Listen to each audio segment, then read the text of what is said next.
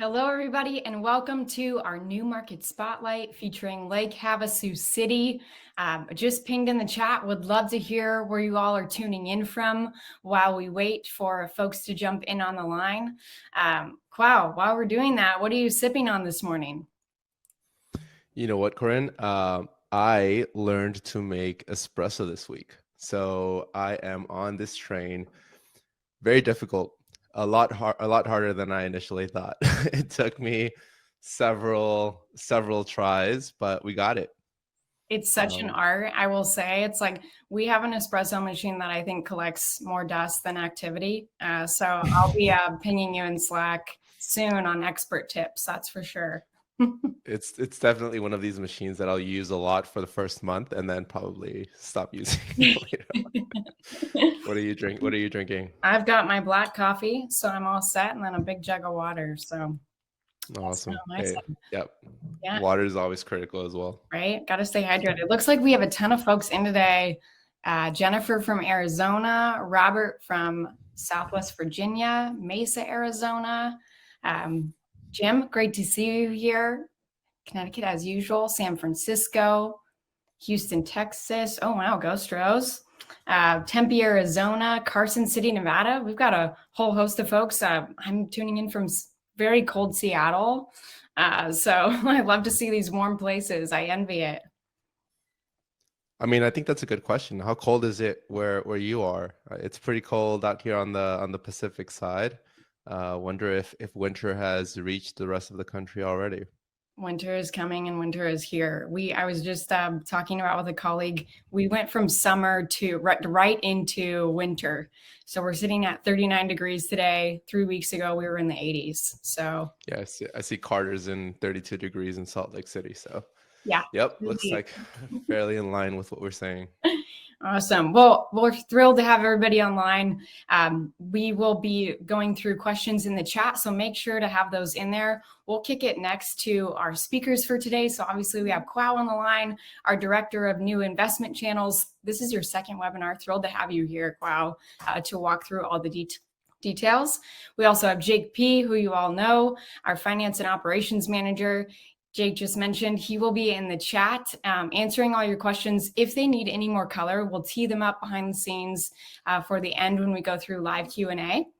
And then myself, Corinne, I lead our investor relations team here at Arrived. And I realized I have cool bubbles and color that I didn't click through here. So excited to have you on the line today. Before we get started, wanted to walk through a brief agenda so we are all aligned. I'll be walking through our market and amenities.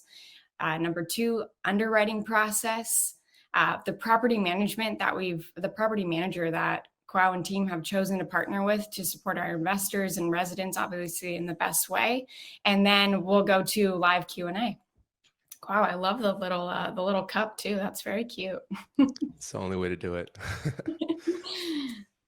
Awesome. Well, let's get right to it. This is a surprise. We're actually released this property today. So Cuau, I'll kick it over to you. Excited to walk through the Havasu.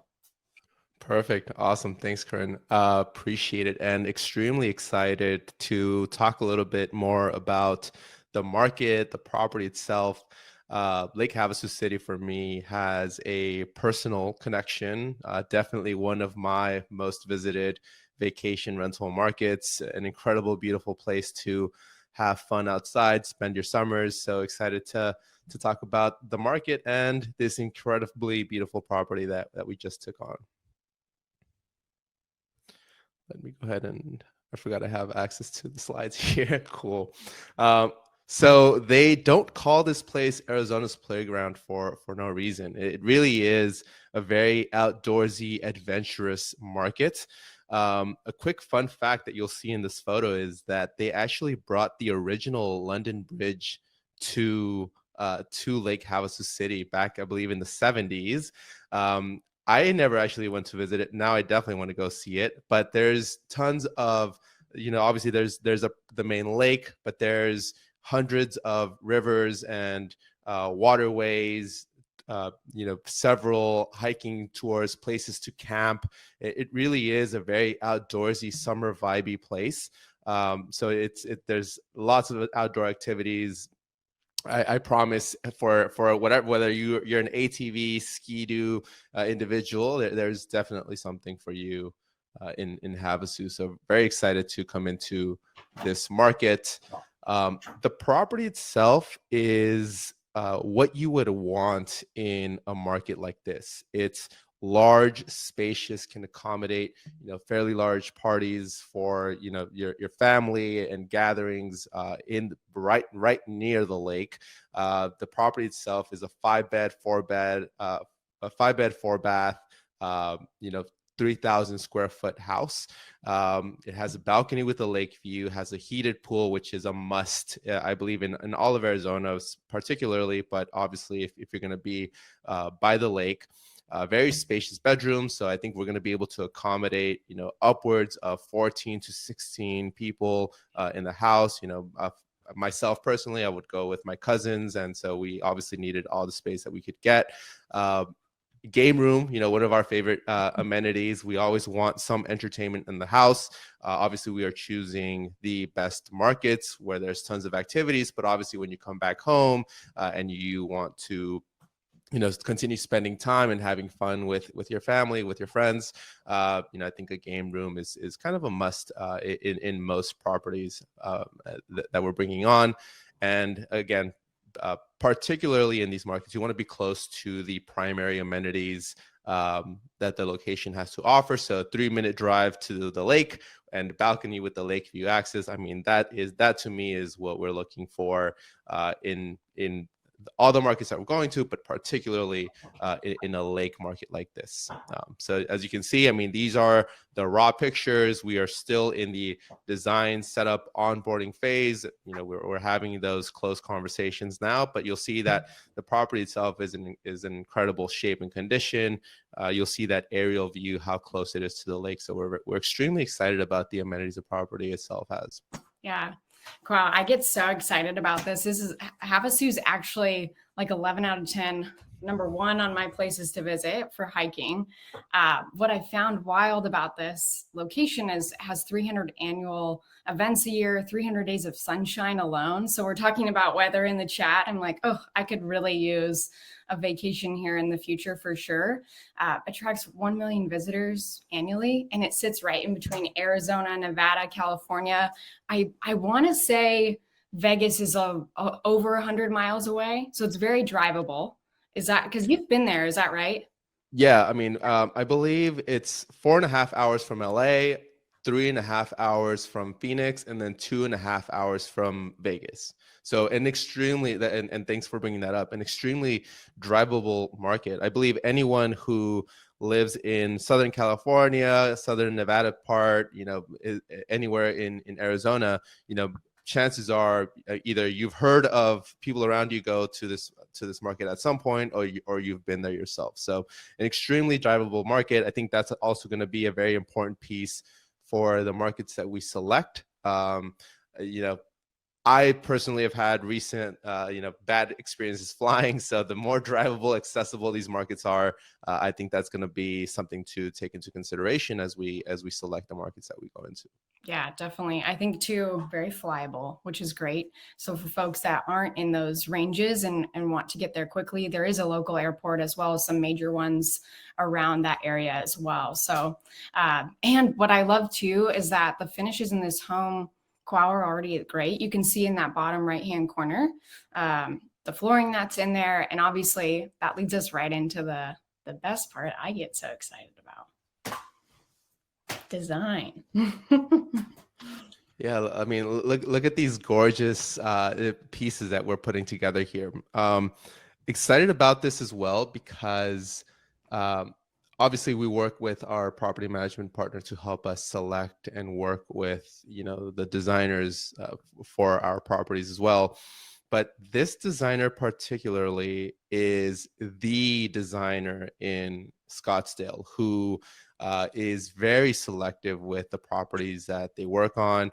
There have been other properties that have been requested that they decline because they don't see the full potential or their desire. They're very picky in that sense. But they took on this property. I think they saw the same potential that we had. So we're extremely excited to be working with them. Very, as you see in these photos, very high end pieces of furniture. You feel the hominess of the property itself. I think all of that is extremely important, and very durable pieces as well. I think, especially in a vacation rental where, several parties are going to be coming into contact, you want to make sure that you have very gorgeous but very durable pieces as well. And I mean, the pictures here speak for themselves. What do you like most about these, Corinne? This is my favorite slide, I think, in our whole presentation, because when I'm choosing an Airbnb, this is what I'm looking for. Obviously, like a PM makes or breaks your experience, but the aesthetic is clearly what I am all for. I like it. It feels very modern. It feels fresh. It feels clean. It feels like a space that you would even take photos in versus just like focusing outside. I think we've all been in homes that like aren't modern, and that's great. But when you're choosing like an experience that you want to, enjoy, from hiking to sleeping and gathering with your people, like this is what I want to sit in. Like it feels good. So I'm a sucker for like modern black and white, accenting with brown. So I love the idea of what will be in the main living space, like where you'll be gathering.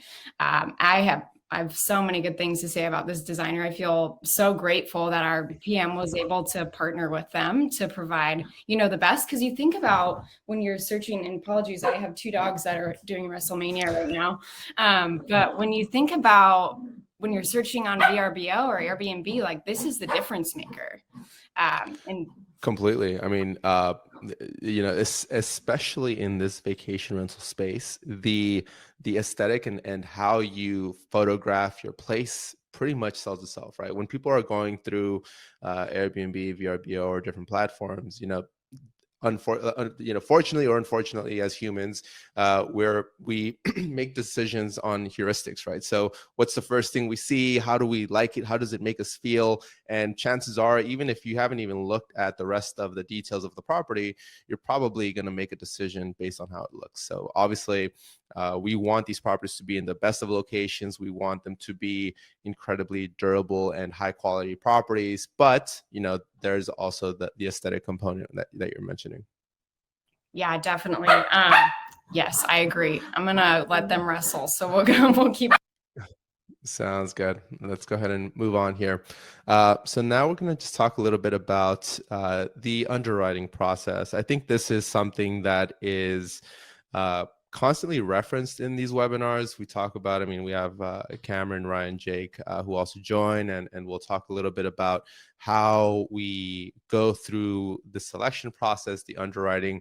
And so I'm just going to go ahead and do my best to repeat that. This is also my second webinar, so I'm just going to try to speak through it here. But, obviously we have different, our top of funnel, right? We ingest properties from the MLS. We have vast agent networks that will send us off-market deals to take a look at. So we have the top of funnel.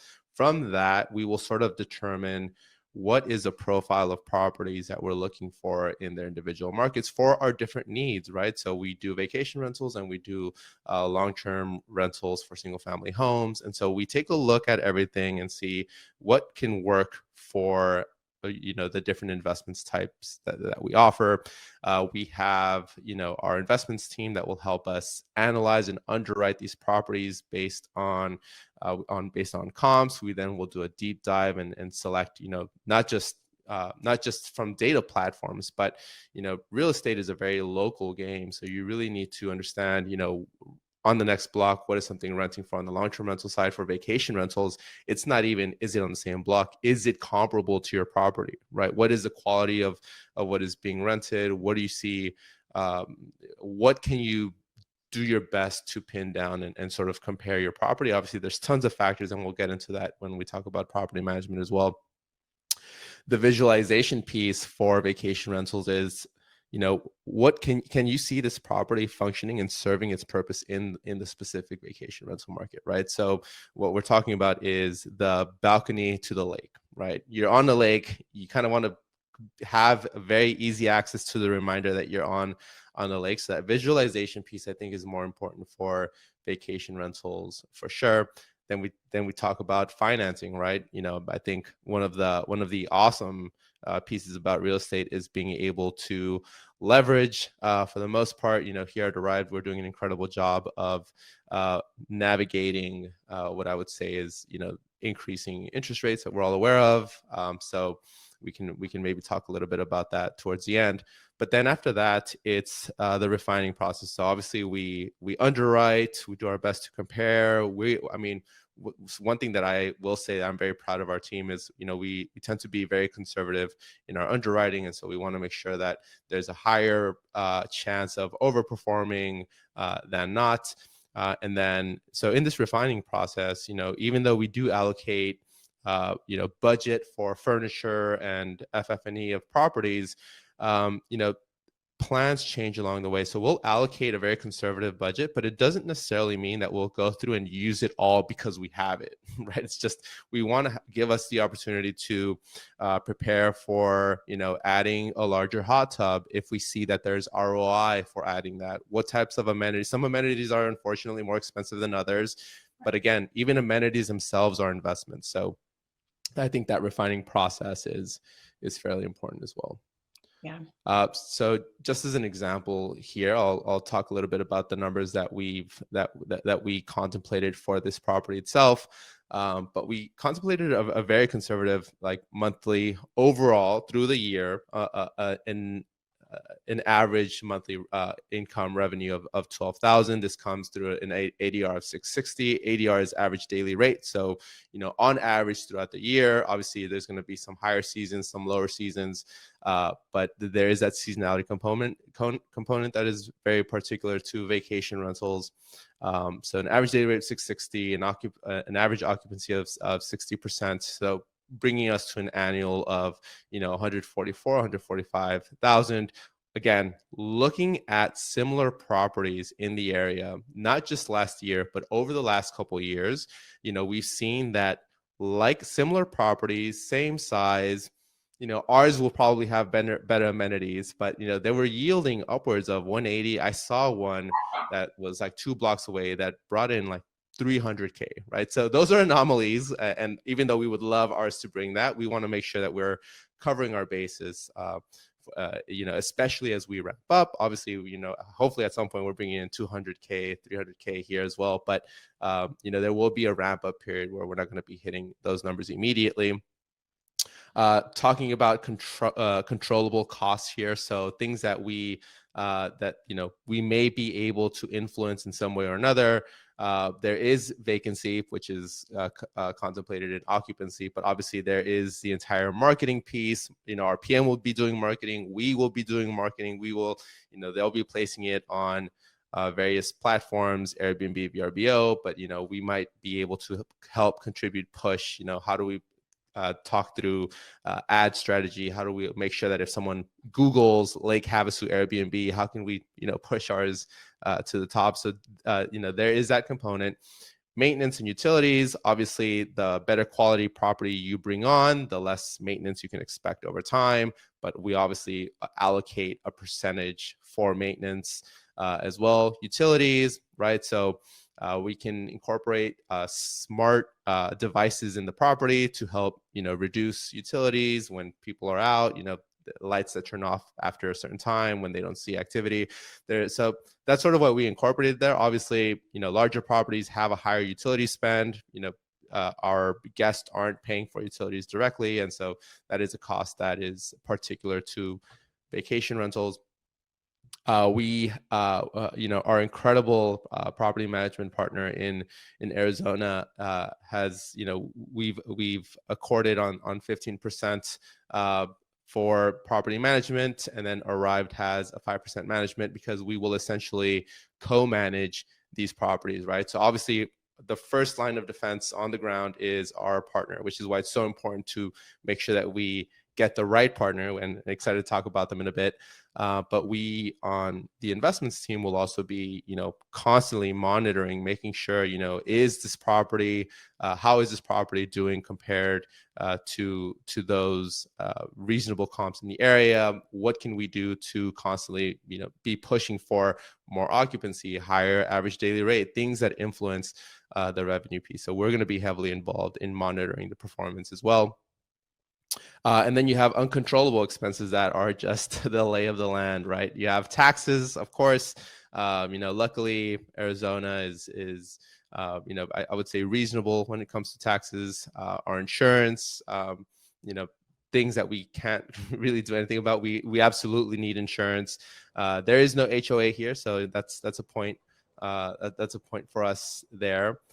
We purchased this property at 1.05 mil, and then the rehab and FFE, as I mentioned, 150,000 is sort of what we're allocating. Does not mean that we're going to spend all 150K, right? And obviously we're going to be very reasonable with how we're spending that amount, but we do want to make sure that we're also not penny pinching on this furnishing, amenities, we talked about aesthetics, but all of that is very important and can make the difference between an excellent performing vacation rental and one that is not doing so well. I mean, I've seen vacation rentals right on the lake that just don't picture well, or maybe they're not marketing it correctly and they're not performing as they should be. So we just want to give us the space and opportunity to obviously talk through that. But like over time, we're just gonna and this is the refining piece that we mentioned, right? We're gonna be determined, does a property, it has a heated pool, which is awesome, but does it need a hot tub, right? What will the revenue difference be if we added a hot tub, right? So things to consider, which is overall just a breakdown of how we underwrote this property here. Yeah, Cuau, I absolutely love when you walk through all the details and have it itemized. I think it paints a clear picture aside from what we're able to see, obviously, on our property pages and in the document section. So consolidating it. I think what's also wonderful is, and I think that your team obviously does this, is you've had markets that you've walked away from, and you've also walked away from different properties after going through this process. And from what we had talked about, there were other properties that you had looked at in this area. Is that correct too, when you were trying to figure out where to go? Of course. I mean, we are obviously still interested in getting a couple more properties in the markets that we go into. We want to make sure, but we do need to make sure that these properties are, have incredible potential, right? And that we are doing everything we can to make sure that they perform well in the long run. So of course, I mean, we have walked away from properties during the due diligence period, and we're proud of doing that because that shows that, we truly care. And I wholeheartedly say that we have a very fiduciary responsibility when it comes to the performance of our properties. Definitely. Well, and that leads right into essentially what makes or breaks an experience at a vacation rental. At some point, honestly, I think we do need to bring our partners here at Old Town Rental on a webinar. Unfortunately, they were very busy, helping us set up the properties today. But very excited to talk about Old Town Rental. I mean, they are probably what I would argue to be the best PM in Scottsdale, Phoenix, and in various other Arizona markets. And they started operations 2017, but I mean, these stats speak for themselves. I mean, they've had over 10,000 stays already, 4.9 stars overall rating on Airbnb. The fundamental requirement, which is Airbnb Superhost, VRBO Premier Partner. I believe they are also on, I think they're probably the only or one of the very hand selected few that are on the Marriott Bonvoy program as well. Yeah. They have Airbnb Plus listings, and then one of the coolest facts here is Rick, the owner, is on the Scottsdale short-term rental alliance. He's on the board there, so very not only good at what they do, but thought leaders in the industry, which is very important. So, I mean, very excited. Have you had a chance to talk to them, Corinne? Briefly, I have, and they're phenomenal. Husband and wife duo. They manage, so we have 14 vacation rentals currently on our platform. And wow, keep me honest, I believe this is the 5th property that they're managing, which is they manage the most out of all the ones that we have to date on our platform. Exactly. Yeah. I mean, they obviously they're hubbed in Phoenix and Scottsdale. That's, you know, where they started off. But, you know, they are very good at operationalizing their structure. And so we're excited to be working with them in Sedona as well, and here in Lake Havasu City. Yeah, definitely. I think they align with us from both a business perspective, but also from essentially like how we operate as a business, ethically, morally, and how they function. They work at, they're very high functioning, very communicative. And we're obviously very excited and grateful to have their partnership. So hopefully they'll be able to join us for a webinar in the future, because we would love for everybody on the line to be able to ask them questions and meet them as well. We've had one other PM, Bob, who was on with us it was like a month ago now. But it's always wonderful to hear directly from them and everything they've done to build their business and partner with Arrive too. Exactly.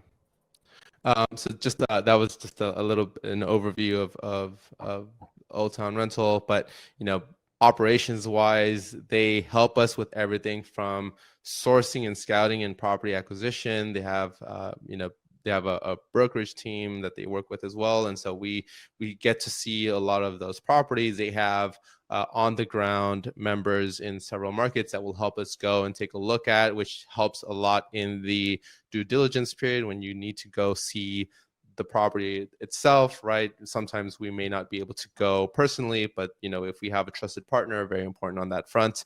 The entire rehab design FF&E process managed by them as well, which is, you know, they know the best designers and, you know, contractors in the area, which help us get these properties to a livable and then an incredible experience state. They'll also help us coordinate professional photography, as I mentioned, very crucial for the listings piece as well. And then, of course, and most importantly, and this is where we'll also be co-managing and co-monitoring these properties as well, is listing and revenue optimization, right? So vacation rentals, crucial to make sure that you are pricing correctly, right? So seasonality means different prices in different months, even in different weeks. Obviously, you're going to be pricing your weekends differently from your weekdays, right? There are some weekends that are just way more attractive. And so you need to make sure that you're constantly looking into that, looking to see how you can position yourself in the market correctly. And then, needless to say, housekeeping and turnover services, maintenance, you know, high touch business here, right? And so this is why, for me, I've made it a point to really do due diligence when looking for a property management partner in a market, right? It's very important to be able to go there quickly, right? You don't know when you're going to get a call from someone saying that they can't get into their property, right? So you need someone to be able to troubleshoot. There's also the experience piece, right? Sometimes, I mean, I've been in Airbnbs where internet doesn't work. What's going on, right? How do we get this going? So very important. So obviously the turnover services, but guest services as a whole. You need someone that can call. That to me is usually what makes the experience, is like when I have a question or something about the property, can I reach someone fairly quickly? I mean, correct me if I'm wrong, Corinne, but that can sometimes be the difference between, you know, 4 or 5 stars. Oh, 100%. I think personally, you know, I've been at properties where Wi-Fi has gone out. We work in a remote world. That makes or breaks what we're able to do every day. So being able to partner with PMs that are hypersensitive to communication and, walking into a space that feels clean. I know when we were at an Airbnb for our offsite, Cameron immediately walked into an Airbnb that we were at and they're like, oh my gosh, it just feels clean. And that's what you want. You want a space where you feel safe, it feels clean, it is able to do all the things that you expect it to do. I will say too, like the due diligence that you're talking about, just as much effort for a property manager or for homes, the same due diligence is for the PMs, if not more, just because it is high touch. That's a big difference with vacation rentals versus our long-term rentals. So definitely appreciate you walking through this. I think it also highlights too, why we partner with third parties for this, because of two reasons: boots on the ground to support our visitors or our guests, and also those operational efficiencies. So we don't want to fall down in places that don't support our guests or our investors in the best way possible. So I think that goes a lot to say to Old Town Rental, to Rick and his wife and everything they've created, and obviously why you chose them as a whole. So definitely. Completely. Yeah. The best. I mean, don't take our word for it. Go check out their website, check out their listings. I mean, they look amazing. And so we're very excited to be partnering with them. Obviously, these are services and expectations that we want from all of our property managers, but it's always cool to highlight the specific accomplishments and achievements of each individual one. Can't wait to have them on a webinar at some point. Definitely. And speaking of it, we just released the Havasu, so it's live and ready to invest in. So y'all are hearing it first. So I just dropped that in the chat not too long ago. So if you'd like to move forward and invest as we go through the rest of our presentation, we'll hop into Q&A next. So Cuau, thank you so much for walking through our prepared remarks and all things the Havasu, the market, the why, our PM. And we're going to welcome Jake back up on stage here. I know he's been cruising in chat and threading behind the scenes, so we can dive into these questions.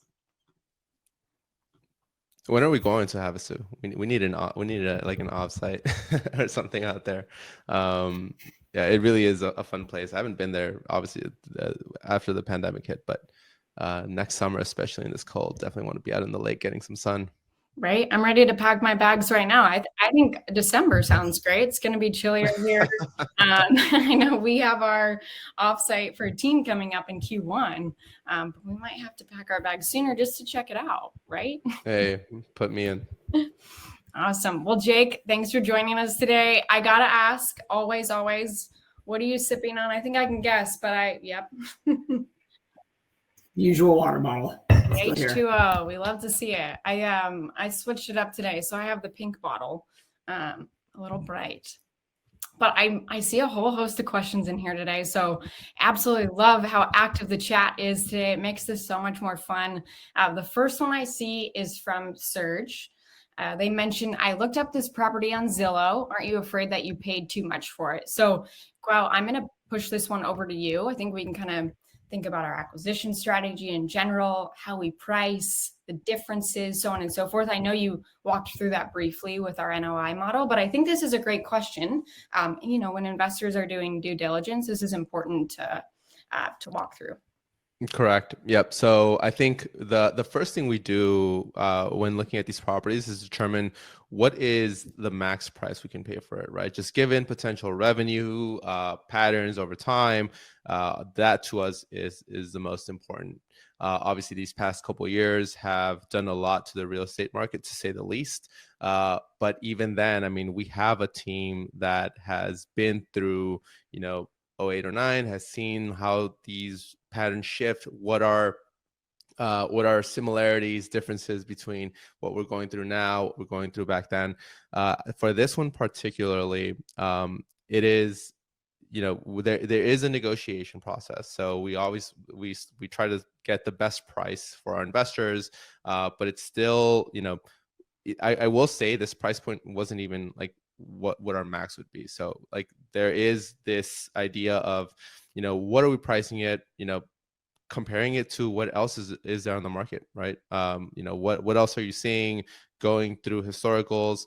They wanted a specific price. We were able to talk through it, make sure that we got that price, but what else do we get in return, right? So there's this price point, but there's also the entire like negotiation process of you know, fixes, rehab items that we might be able to get through it, right? So that we can avoid any sort of cost initially. So yes, price point might say 1.05, but you know, what isn't shown there is like what comes with that price, which is a lot of the fixing, rehab, roof redone, like things that will help us avoid spending over time. So just to conclude here, like we are very conscious of price points, especially right now. We understand that, you know, we don't want to get these prices that we've gone these past couple of years. We want to be very respectful when it comes to the potential revenue and overall yield of the property. So we have that top of mind all the time. I mean, we it's the business we're in, so we have no choice but to keep an eye on it. Yeah, no, it's wonderful, Kwao. And I know when you were going through prepared remarks, you talked about being conservative and perhaps that cash reserve that's built up might not all be used. So this goes right into what Dylan, they had a comment and then a question. So hope to hear about the future property improvements, which we've lightly touched on design, as they saw 200K in the offering details, which I think that plays into a little bit of what you chatted about. So Dylan's curious what the rehab design plans are for the backyard and pool area. Yeah, we are still talking through some of those specifics, but we mentioned heated pool for us is crucial. We're thinking about maybe hot tub. We didn't mention it because it's still TBD. I mean, heated pool, but people do like the hot tub, so we're still running some like ROI on what that means. We are big fans of the thesis of making it a very experiential property. So, you know, if there's space for, I'm also a big golf player too. So if there's even just the putting, I mean, practicing your short games is always crucial, right? So if there's anything where we can put like turf and maybe like, you know, some like a small sports. I don't know if there's enough space on this one, particularly for like a sports court, like a pickleball court, but also a big fan of that game. So basic, right? But you know, if we're able to include any sort of accommodations, whether it's a little game area in the back, I think that's sort of, I mean, we can get back to you. Who asked that question? I think we might be having a conversation with them sometime this week, and we can get back to you. Yeah, Dylan mentioned a putt-putt course or sport court. I'm loving it. I mean, we probably need to go check out the space because I would opt for definitely pickleball. Short game. Jake, you're golfing tomorrow, right? So Jake's all for it.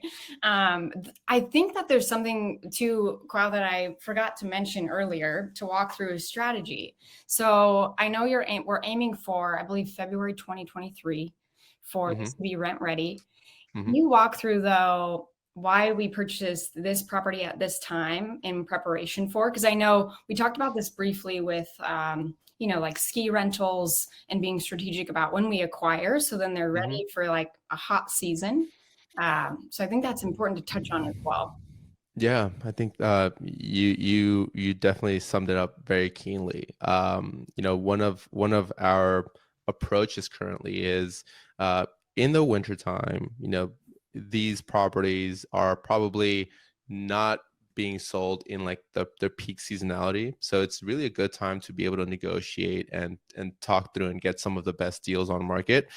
If we were to, you know, get a ski property, right? People, you know, there's tons of people looking at ski properties right now because we're about to go into December, January, winter time. And so there's a lot of competition in some of these ski markets to get, you know, their properties in and ready for peak season. We're taking a bit of a different approach. Doesn't rule out ski properties as a whole. I'm just saying, like right now, we've been able to have a lot more competitive negotiations in properties like you know, peak summer properties. I would say I would consider in this time, because it gives us time to onboard, set up, really do it very nicely. And then come, you know, February, March time, when we start to ramp up the listings and guests in this property, you know, we can have the gears fully rolling correctly, well oiled into summer, which is when we're going to get a lot of most of the revenue that we can in this property.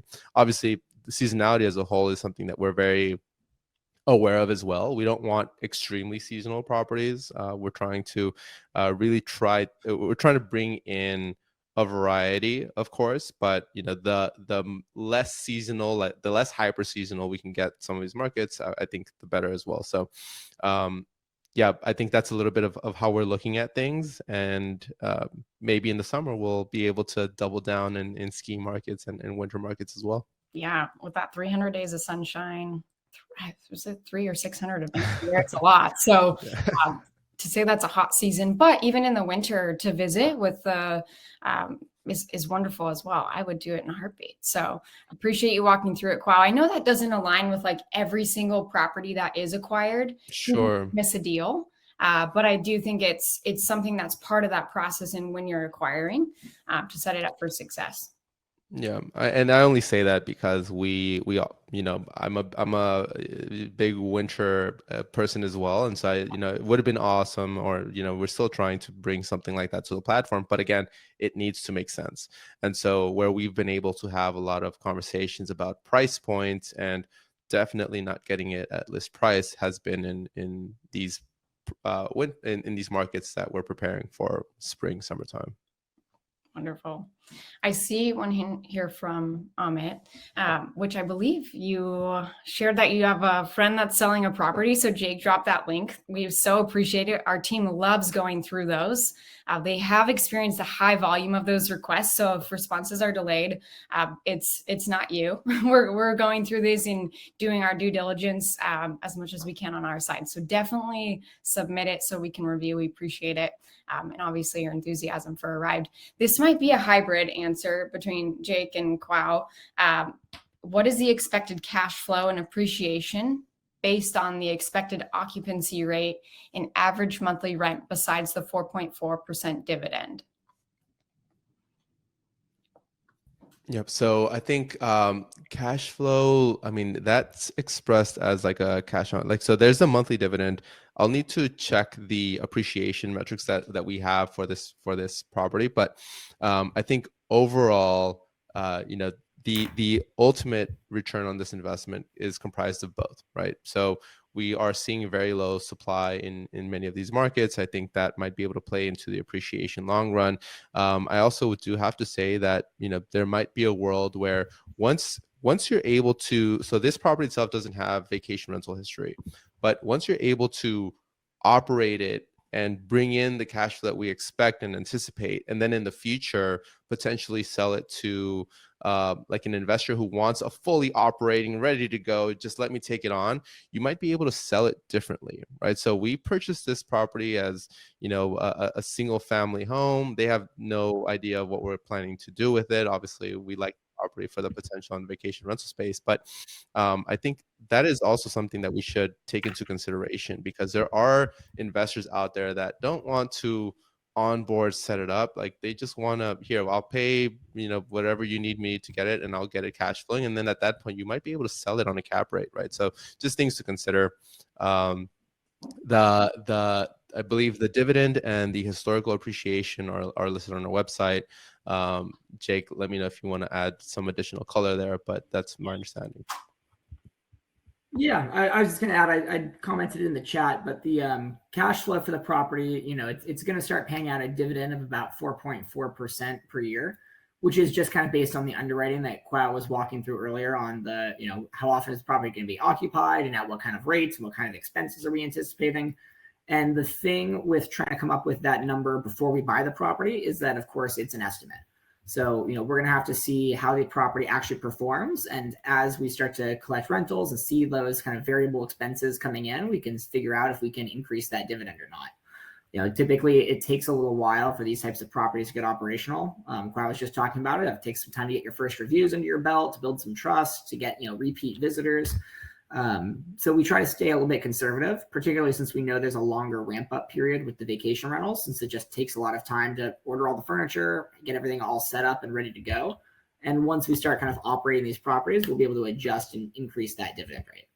Keep in mind, we're holding these properties for 5 to 15 years. So, certainly we hope to be able to generate more income out of the property over the, a multi-year period than we are, in the first couple months. So, that's kind of how we get to that initial dividend rate and kind of how we look at, how that may change over time. Definitely. And as Jake was just, well, both of you walking through it, thank you. I wanted to drop an example of a property that is rent ready because we do have, the reason I mentioned this is because we just added the Airbnb link for this.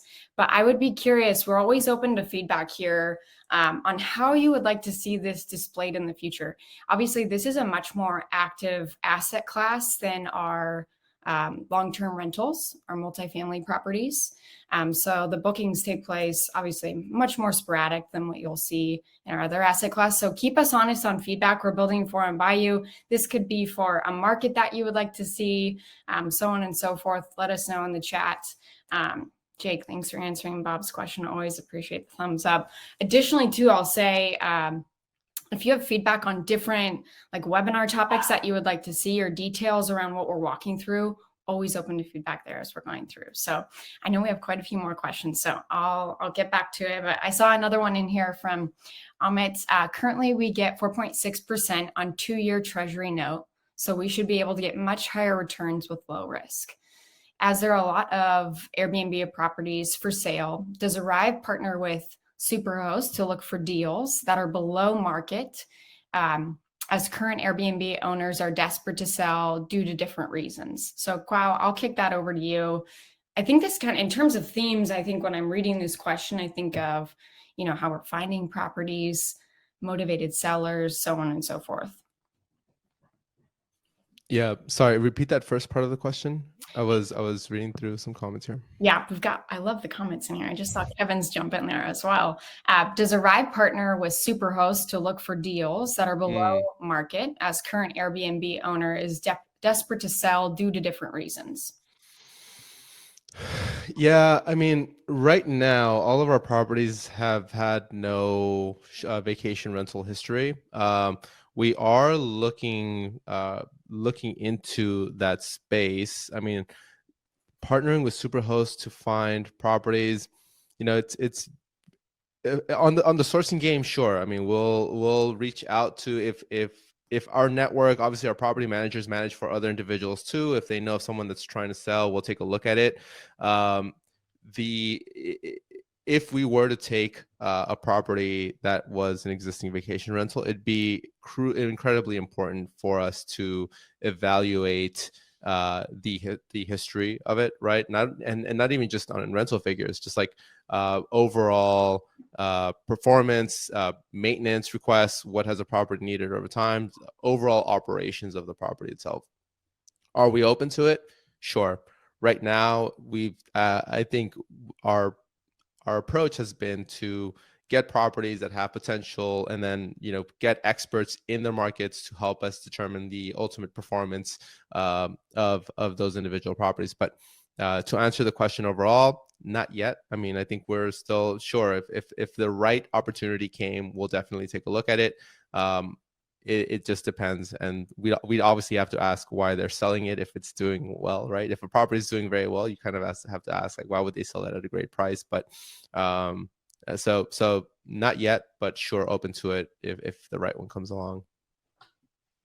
Definitely. Yeah. Jake, I saw you dropped a comment to Kevin. If there's more feedback or questions around that too, we're happy to walk through it live. I love the back and forth here. I think it's phenomenal. We're happy to add any color too if there's more around that. I did see another one from Amit in here. So AirDNA, ADR, and monthly rate for similar property is much lower than shown on the slide. So for context, Cuau 400 ADR, and we showed, I believe, 600 on the performance slide. So can you talk through AirDNA and how we, look at data, comps, et cetera, to kind of explain what that delta is? Yeah, of course. Look, I'll say one thing. Like AirDNA, I think is an incredible tool. But just like any tool, it has its limitations and it has, its purpose. I think overall, it's best in class when it comes to, available data and space. But Lake Havasu has pretty much one zip code that covers everything, right? It covers everything from the lake side all the way to the inside. And so even though, those charts that we add on our page and the property page, like it really is like the zip code based on like bedroom sizes and other features that you might be able to filter it on. But ultimately, for all our vacation rentals, we'd kind of be doing everyone a disservice if we just took those numbers that AirDNA gave us and said, okay, cool, let's plug them into the underwriting. All right, that's what it says. Because in some markets, you'll be heavily overestimating, and in some markets, you'd be heavily underestimating. So really, like I always say this, if real estate is a local game, vacation rentals is a hyper local game, right? You really need to drill down and take and really hand select the properties that you want to compare your property to, right? Take a look at their performance. Also take a look at how often those properties are available, right? So in the vacation rental space, there's tons of investors, owners that use a property for their own purposes, and they'll probably be using it for their own purposes in like the peak season, right? Which is why they would have it. So you really just need to take all of that into consideration. Again, just to summarize here, AirDNA is awesome to take a look at a general picture. It's awesome to be able to pull some of these comps, but there's AirDNA. There's also our PMs are experts in their markets, and they sometimes have actual true performance figures of the properties that they manage right next to it, or have a partner in a different market that can get us. So AirDNA is awesome, but you definitely need to couple it with everything else that I just mentioned. We cannot be just plugging in AirDNA zip code figures into our underwriting. So just something to be aware of. I get the concern though. I mean, sometimes you do see it, but really once you start seeing the actual comps, sizes, guest capacity, how long it's available, like you really start to see that it's really only somewhat directional. Relates to a good conversation that we're having with Cam the other day. And we've got some cool stuff that we're going to be showing on our underwriting process and how selective we are with the properties we look at. Because we were looking at, how many properties we look at that are just totally disqualified based on some of the data and technology and tools that we use to screen properties. And then how many more homes are then disqualified by our internal team and analysts that are looking at every property and kind of giving it that human touch and feel. And I think that's where, this week we saw in the news that Redfin is shutting down their iBuyers program, like Zillow Offers did a year ago.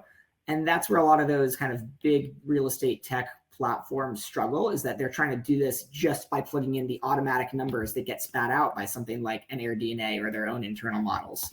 So it's kind of a unique feature of Arrive that we're able to access and use that kind of commercial technology to be able to look at properties and do a lot of analysis, but also have that kind of human component, human touch, finalizing and making sure numbers look correct with our property managers to make sure we're really being diligent in those acquisitions. Yeah, to that point, I was chatting with Summer earlier this week, who's on our investments team along with Cuau, and she was, walking through all the different platforms that we use, such as House Canary, Redfin, Zillow, to look at different comps along with that human touch. I think to Jake's point, if we're so dialed in on one data point, we lose a lot of other things, especially if that would go away at any degree. So definitely appreciate you walking through, and obviously the due diligence as well.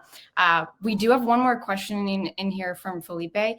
We are human, so if we missed any questions in the chat, definitely let us know. I know we have roughly 7-ish more minutes here, so we want to get to those. But Jake, I'm going to kick this one over to you. The question is, how does Arrive come up with max membership interest? Mm-hmm. Yeah, so each property has a max number of shares in it. So there's kind of a maximum number of shares that are available for every home. And the way we come up with that is basically first by figuring out how much money we need to raise for the property. So we need to raise funds to buy the property. We need to raise money to have our kind of cash reserve. We need to raise money for all those property improvements Cuau was talking about, as well as some of the upfront closing costs, fees, etc. And basically we kind of look at our underwriting model and figure out what that total amount of money that we need is. And then we figure out how much is going to be funded from the bank in the form of a mortgage. And then the rest is going to be funded by investors. So we kind of start just by looking at everything to figure out, okay, well, what's the property going to be purchased for? And what are the upfront costs? And what do we want to keep in the reserves? And then we take a look at it and figure out how much financing we want to add. And that basically tells us then, well, how much money do we need to raise from investors? And, all the shares on Arrive start out at $10 a share. So once we have a dollar figure, we just divide by 10 to get to the number of shares that we're going to sell.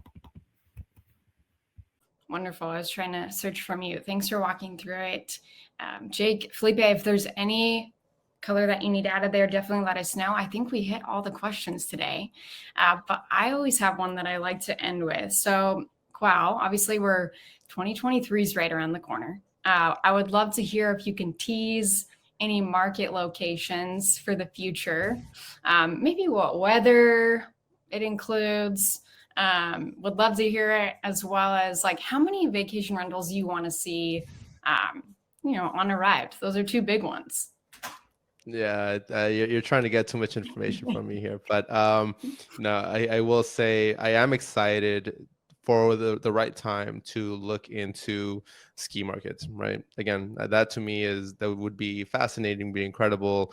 I'm a big fan of Big Bear and Tahoe. Love these places. Needs to be the right time and needs to be the right price, right? Always.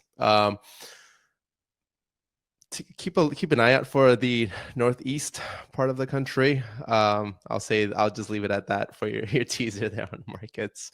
There are some awesome potentials up northeast and on the east coast of the country.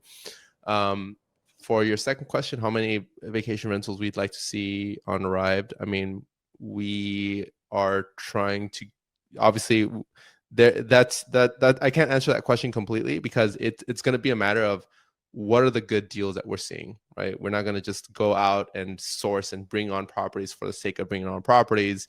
We want to do this in a very responsible manner. So depending on the deals that we're able to see, we definitely want to be bringing on a couple a month, but they need to be the right returns. They need to be the right potential. So I'll leave it at that. Definitely. No, I love it. I'm looking for an LED light to put back here, so maybe it'll just be deals. That'll be what we're going after for the upcoming Exactly. for end of 2023, or excuse me, 2022 heading into 2023. But obviously there's not a definitive number because of all the due diligence and activity that takes place behind the scenes to support our guests and investors, our residents, so on and so forth. Before we close our virtual doors, I did see two recs in here that I love. One was from Jean, Tahoe, Park City. Dave mentioned Idaho. Oh, I'm ready to rumble. Those are great spots. What do you think, Cuau? I like them. I mean, definitely. I mean, there are markets for everyone for sure. Tahoe, Park City, awesome. Idaho, unfortunately, Dave, I have not been to Idaho, but let me know where in Idaho I should go, and I'm happy to go check it out. But Tahoe, Park City, incredible. I see Ronnie's throwing out some Mexico places as well. I know international expansion is on our roadmap. How quickly, and it's a very complicated endeavor, I'll say that. But obviously that would be incredible. So things to keep in mind, but appreciate the suggestions. Always happy to contemplate them, keep them top of mind. Yeah, definitely. We're building for and by you. So hearing these, you have the best two people on the line to hear from you. Dave, I automatically think of Coeur d'Alene, Idaho. It's one of the Schweitzers, super close, great ski resort. There's a beautiful lake. So Cuau, definitely a location to think about. We would love to see it. Ronnie, Cabo, phenomenal. I'm headed there for Thanksgiving. So you and me both would like to see that. I know Cuau as well. Cuau, Jake, any closing remarks before we shut our virtual doors for the day? I just want to thank everyone for being interactive. I think that's what makes these webinars awesome. It's let us know what you're thinking. We'll tell you what you're thinking. It really is. We want our ecosystem to be a conversation. So appreciate all the comments, thoughts. Dylan, Felipe, Amit, Kevin, Bob. I can't name everyone here, but I really appreciate everyone's comments. It really makes it a dialogue, which is what we want. Thanks for coming, everybody. It's definitely a lot of fun, and excited to invest in these vacation rentals with you. Wonderful. Well, Cuau, thanks for your prepared remarks. Jake, thanks for filtering through all the different questions in chat. For everybody on the line, the interaction and engagement makes these so much fun. So to echo what our team has said, I saw in here Clearwater and St. Pete. I love St. Pete.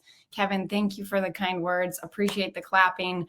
Would love to hear if you all are open to it, emailing support@arrivedhomes with any topics that you would like to see in the future for webinars. Obviously, we've done a few of new market spotlights. We have our traditional webinars, product roadmap. We have a founder chat coming up in December, which I'm very excited for. We'll have 3 folks on the line, Ale, Ryan, and Kenny. You'll hear about why Arrived, how it came about. So if there's any other topics you would like to see that we can help, definitely let us know. But otherwise, I hope you all have a great rest of your day. If any questions come up later, support@arrivedhomes.com is our email, or there's a little smiley face widget in the bottom right-hand corner of our platform. But we'll catch you all later. Stay warm, and we're thrilled to invest with you all.